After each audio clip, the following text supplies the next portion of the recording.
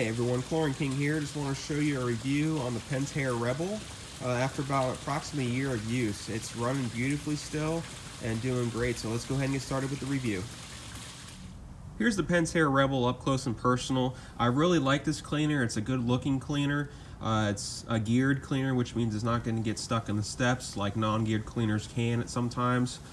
It runs off very little pressure, so in other words, you don't have to have your pump blazing in order for this thing to work properly.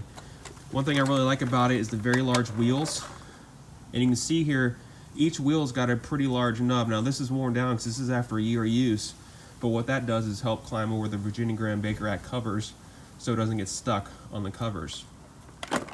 As far as maintenance goes, there's not much to it. All you have to do is pull down this tab here and then just jiggle the top off, and there's the inner workings. It's very simple, and you can easily see if there's any type of debris or anything in here. So that's what the Rebel looks like up close and personal. Alright guys, here we are at the debris test for the Pentair Rebel. I'm going to show you guys how this thing handles various types of debris. So let's go ahead and start with some basic leaves. Handles that all perfectly. Now let's handle some various types of debris. Larger leaf there, sucks it in absolutely no problem. And then here's some smaller pebbles to signify some acorns and stuff like that. Sucks it right in just perfectly. So this can handle various types of debris of various consistencies and all that good stuff. So that is the debris test for the Pentair Rebel. Now here's some footage of it climbing up the walls. We'll show you some underwater footage here in a second, but it climbs the walls all the way to the tile line. Here it is getting stuck on the steps, and because it's a geared cleaner, it's going to work itself out, turn itself around, and just start going its merry way. We'll see that here in a second. See there, it's backing up. It's going to spin around now. And there we go.